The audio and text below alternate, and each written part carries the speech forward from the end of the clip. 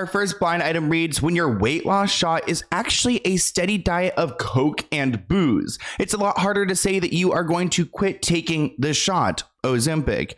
It wouldn't shock me if this former A-list celebrity goes to rehab for a couple of months, which is unfortunately about Scott Disick. Now, what they're saying is that Scott Disick is refusing to stop Ozempic, even though people are concerned about his weight loss.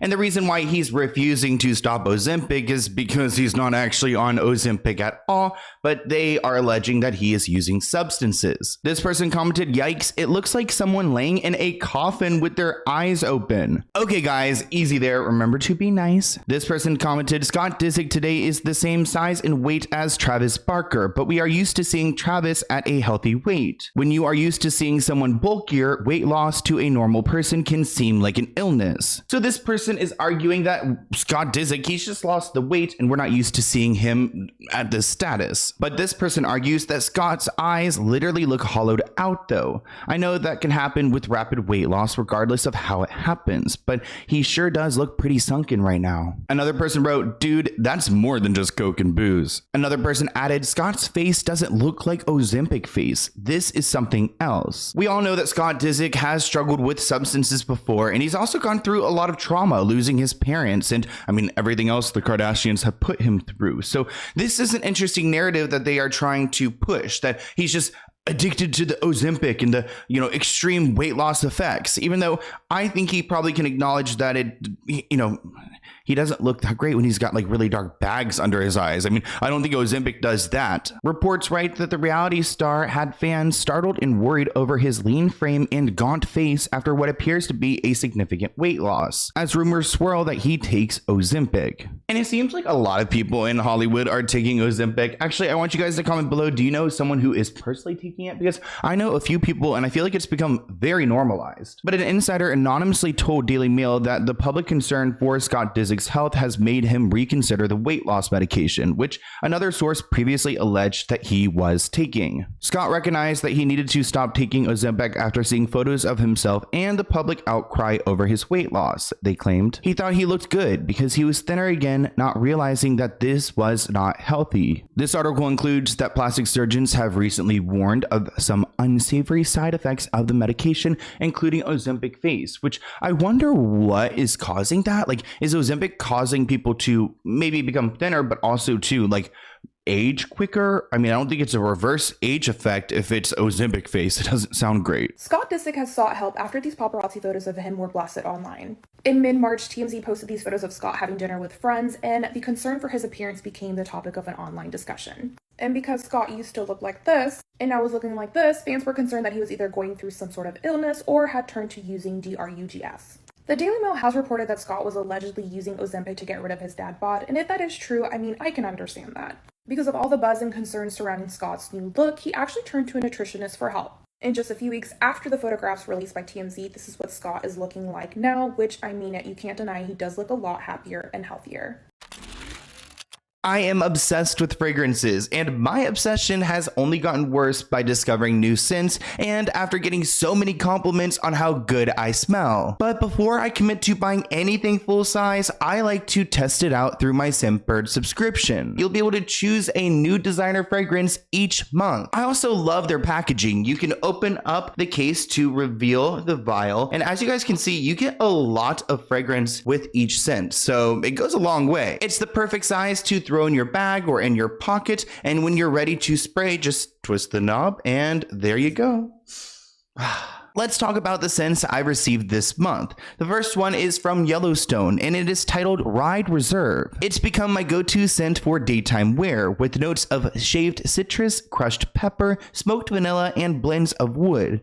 It's manly, it's warm, it's fresh, it's earthy, and I love it. Scentbird offers over 700 perfumes and colognes, including top designer brands like Gucci and Prada. And with their affordable subscription plans, you can enjoy nice fragrances without breaking the bank. Plus, with each fragrance, you get a 30-day supply, so you could really try it out before committing to that full size. So if you're ready to elevate your fragrance game, use my link in the description below and use my code SLOAN55 off. Using my code will get you 55% off your first month at Scentbird. offer. So use my link in the description below and use my code SLOAN55 off. Thank you, Scentbird, for sponsoring this video, and I hope you guys enjoy. For our next blind item, we are talking about the royal family, which if you have not seen my recent podcast episode, definitely go and check it out. It is linked below. We talk all about Princess Diana, but this is about Meghan Markle and King Charles. The blind item reads, the illiterate one's fruit spread is going to cost nearly 4 times what her in-law charges for his. $30 for a jar is crazy. That is pretty crazy. I mean, for a jar of jam. And this is about Meghan Markle and what she's doing with her subscription box. I mean, let's talk about it. Ever since Prince Harry and Meghan Markle have left the royal family, they had this podcast deal which completely flopped, and now it seems like they are grasping to figure out how to make money. This person commented, I wonder if Meghan will send a jar to her father. I doubt it. If you guys did not know, they have had major issues in the past. Another person write, who's going to pay $30 to get botulism from this freak batch? She's not even making it. She's paying a cheap ass company who white labels for Walmart. I'd pay $15 for a jar of rose petal jam from France, but bland white labeled generic strawberry jam from this pretentious psycho? Oh no, that's a fail again. This person wrote, so you're saying that she hand numbered 50 jars of a commercial product? Who would do this? This girl has lost credibility, but it does make me laugh. So essentially she's trying to sell off this jam saying that, you know, it is something special to herself, but really it's another company manufacturing it and making it, and she's trying to sell it like it's a personal product when it's far from that. This person commented, yes, and the money collected from the in-laws product goes to charity. Meghan's will go to her designer clothes that don't suit her and make her look like crap, which I guess could be considered charity if we take the piss out of her for it. Oh my gosh, you guys do not like Meghan Markle, which I kind of understand why. We've talked about her in the past. This person claims that Meghan Markle's product rush is actually helping the royal family, saying that Meghan rushed her website trying to pull attention away from Harry's visa drama and African Park scandal. It looks like it's working because people are droning about her crappy jam and not how her husband was able to enter and stay in the US under a diplomatic visa. And remember, he gave up his rights as a royal member, so he doesn't get those benefits. He's like you and I, and he has to follow the laws. But reports claim that King Charles's jam sells out after Meghan Markle unveils her preservatives, which I truly do not understand why the royal family is all selling jam. Like, who even decided that this was an industry that the royal family needed to get into? Reports write that Meghan Markle's limited launch of her first American Riviera Orchard product is unexpectedly boosted her father-in-law King Charles' rival jam this week, as royal followers stock up on the sweet condiment in anticipation of her strawberry preserves. Now again, tell me, why does Prince Charles sell strawberry jam? This report writes that sales of Prince Charles's High Grove organic strawberry preserve skyrocketed this week after a few select influencers began promoting Meghan's version on social media. So Meghan went around gifting these baskets with these jams, promoting this product, when someone who's in the royal family is also selling a preservative. And for whatever reason, I guess people wanted to troll Meghan Markle, kind of like how JoJo Siwa released her song, yet the original version by Britt Smith, the artist who sang it, that one ended up charting because people do not like JoJo Siwa, so they went and supported the rival. So people really don't like Meghan Markle.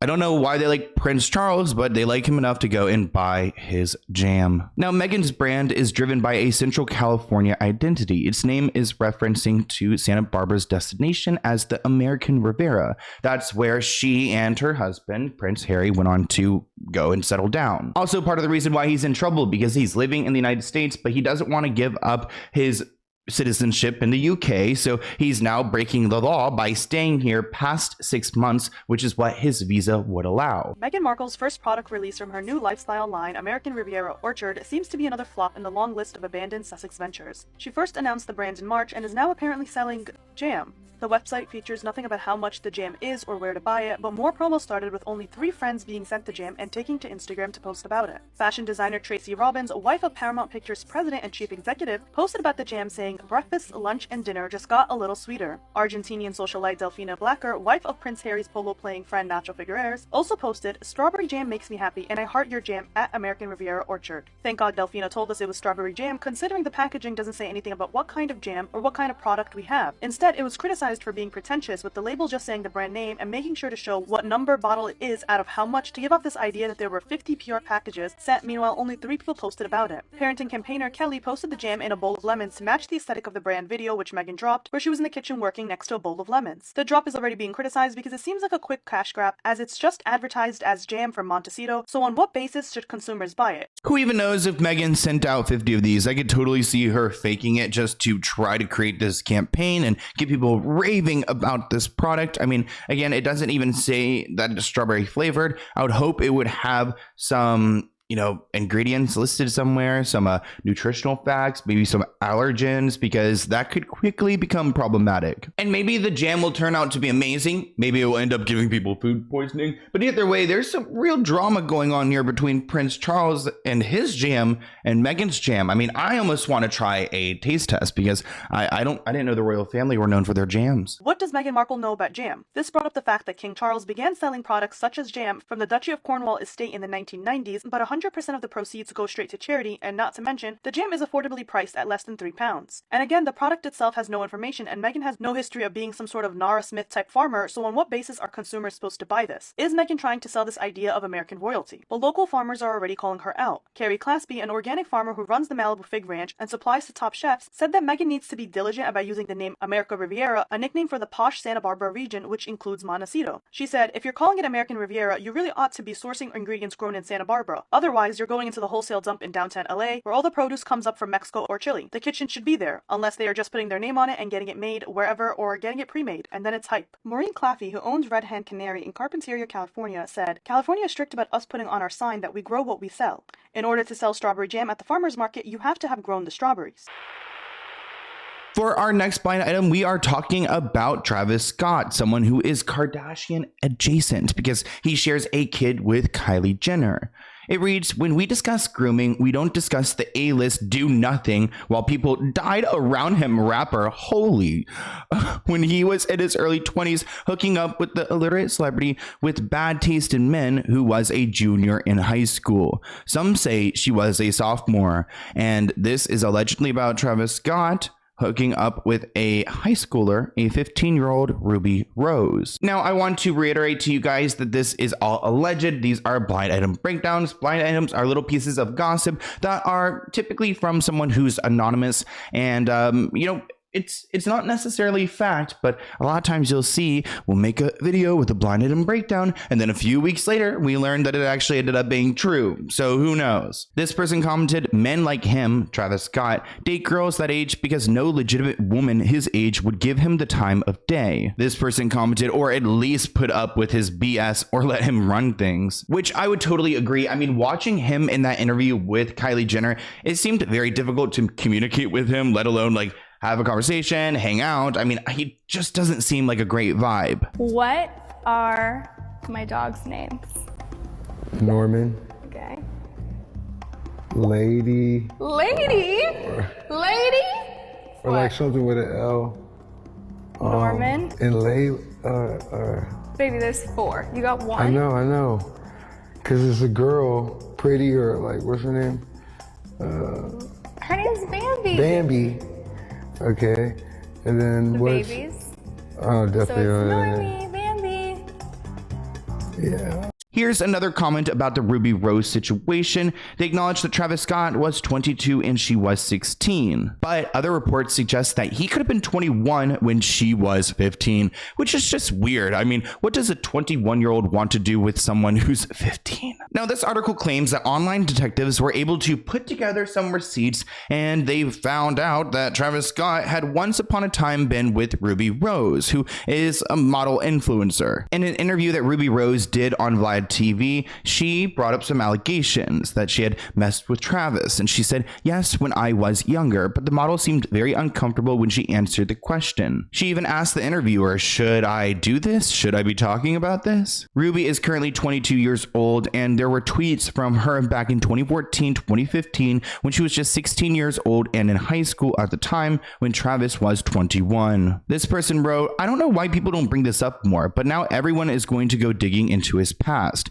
He has allegedly R-worded people before too. His old disgruntled manager threatened to leak details but never did, so there's ulterior motives. I wouldn't be surprised if the Kardashians, specifically Kris Jenner, was able to shut up people who have tried to speak about Travis Scott. This person wrote, I watched Ruby's interview where she talks about this. She seemed hesitant and said something along the lines of, I don't know if I should talk about this, and it was obvious that she was underage when she was with Travis. Here's a clip from that interview where Ruby Rose talks about her time with Mr. Travis Scott. Travis Scott. When I was younger. Oh wait, actually I shouldn't do this. I shouldn't do this game.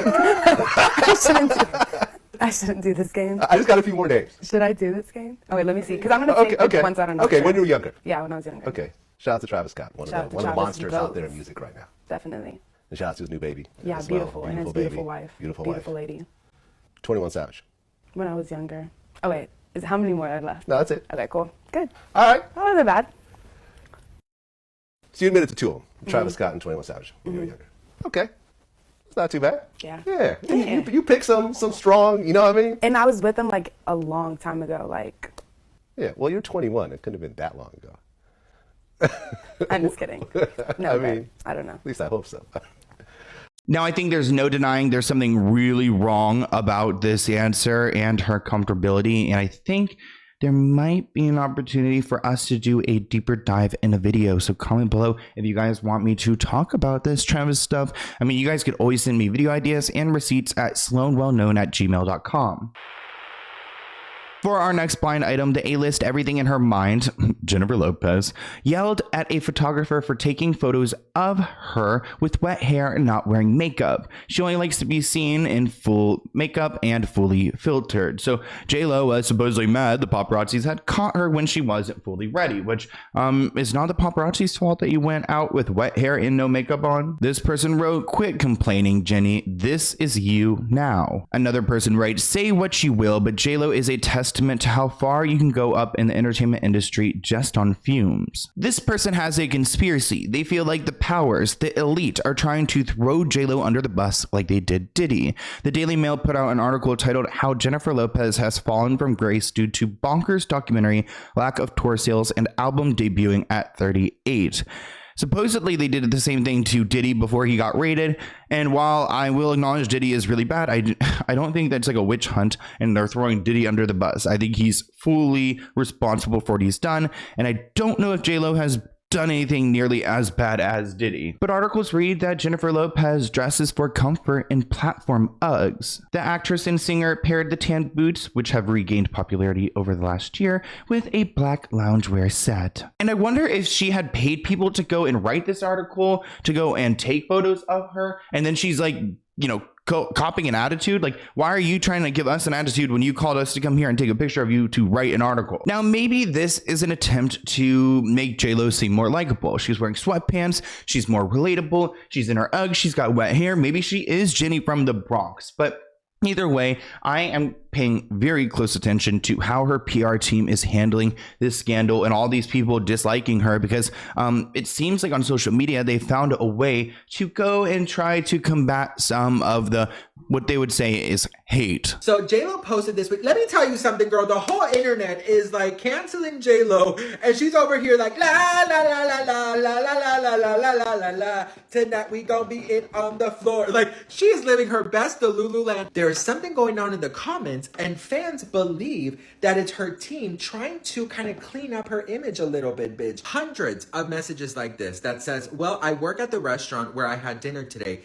Where she had dinner today, where I guess they misspoke. She was very regal. I had the honor of presenting her salad, right? And I was like, oh, wow. So comments like, oh my God, her team has actual bots in her comments now. Look how many work at the damn restaurant that allegedly Jennifer Lopez was in. And they were presenting her a salad.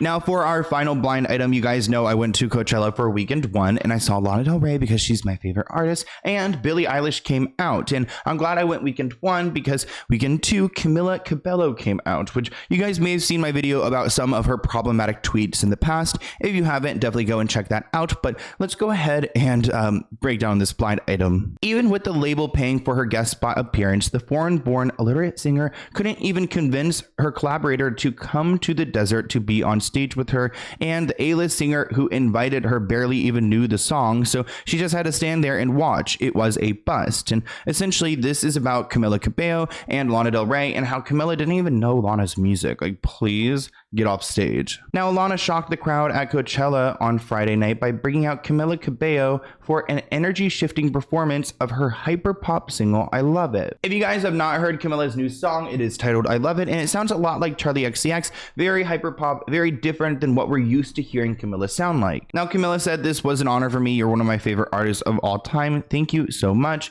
Yeah, it didn't even seem like you knew the music that you were hired to perform there with. Camila said, "This is an honor. You're one of my favorite artists of all time." And of course, she's honored to be with Lana Del Rey, but I guess not honored enough to get to know her music and actually sing her own songs with her. I mean, it seemed like a cheap chance for her to promote this hyper pop song, which is, again, not really like...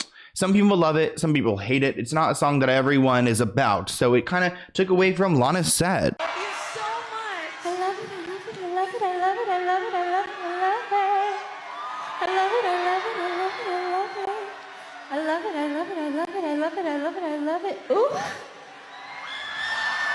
And maybe Lana Del Rey did like Camila's song. And you know what? I can't sit here and say I hate it. I mean, it has grown on me a little bit because I do like the hyper pop and I love it and love it and love it. But it's like, ugh, it also is so annoying. I don't know. I go in between it because I'm more of a Casey Musgraves, like Lana Del Rey, The Weeknd kind of boy. So that hyper pop is a little bit too hyper sometimes. And a lot of people actually believe that this integration of I Love It into this performance essentially ruined Lana Del Rey's entire set, which for whatever reason, Lana got a lot of criticism for her set, weekend 1 and weekend 2. But this feature by Camila definitely did not save it. Super twisted, sick addicted. One day is this meteor shower in your car. I'm seeing stars. Oh my God.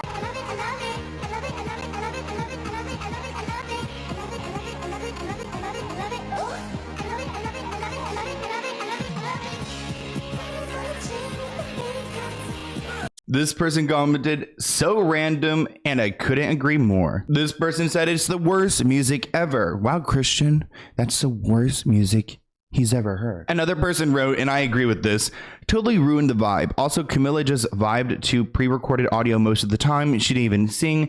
However, it did help with Lana like singing along with it. I mean, the performance alone was not anything spectacular, which is unfortunate because Lana's moment should have been just Lana's. If it was going to be that, you know, I would have rather just seen Lana perform another one of her songs." Another person added, "I don't know what that was, but it was painful for my ears." And I think we'll end on that. I don't think we need to hear it anymore or ever hear that collab or that song or really any of it. But I want to hear what you guys think in the comments below of everything of the blind item breakdown. Also, did you... Hey, if you guys waited till the end of the video, do you guys think like, does my face look okay? I think it looks okay. I'm just a little bit tight in my face right now because I just did like some tightening thing. I didn't have like a facelift or anything, but you know, I did like a little tightening thing, and I feel like I can't really move. I can't smile. I didn't get lip injections, by the way. I did not get lip injections, or I didn't get any filler. But I just can't like move my top, like this part as much right now. But you know, I just got it done yesterday, you know, in a few days I'll be fine. But I wonder if I was like worried you guys are gonna be like, where's his expression? But you guys can hear it in my voice. I promise it'll go away too. It's just something. Whew. Well, I hope you guys are doing well. Also, this outfit is so weird. I would never wear this out. Like, but I was just like, you know, it's kind of cute. I like literally have like workout shorts on under. But you know, that's me. I'm just, you know, I actually care what I look like in these videos because I really like this series. And if you guys ever have any other like series ideas for me, message me. I'm always down for new ideas.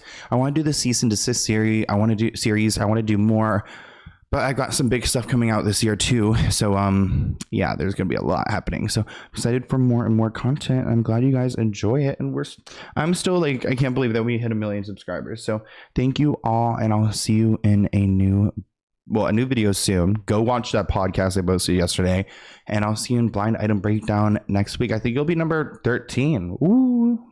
Is that lucky number 13 or is that bad luck? 13. It's lucky for us. You know, we're manifesting good things, and I hope you guys have a great day and a great week if you just watch these videos. But if you do just watch these videos, you need to go watch the rest. There's a lot more to get into. So I'll see you guys soon. Bye, guys. Thank you guys again for watching this video. Use my link in the description below to check out Scentbird and use code SLOAN55 off for 55% off your first month at Scentbird.